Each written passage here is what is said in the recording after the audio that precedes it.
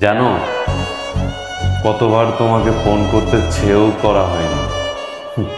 কত শত SMS লিখেও শেষ পর্যন্ত সেন্ড করা হয়নি।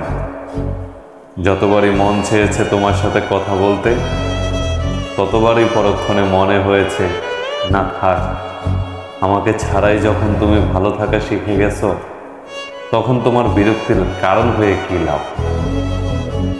মাঝে মাঝে মনে হয় যদি তোমার সাথে আমার হৃদয়টা পাল্টাপাল্টি করতে পারতাম, তবে হয়তো তুমি বুঝতে আমার ভেতরটায় ঠিক কি হচ্ছে।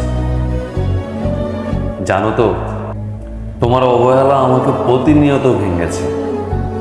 একটু একটু অভিমানে কত কেঁদেছি, কিন্তু আমার সেই অভিমানের ভাষা তুমি বোঝোনি। হয়তো ইচ্ছে করেই বুঝতে চাও না।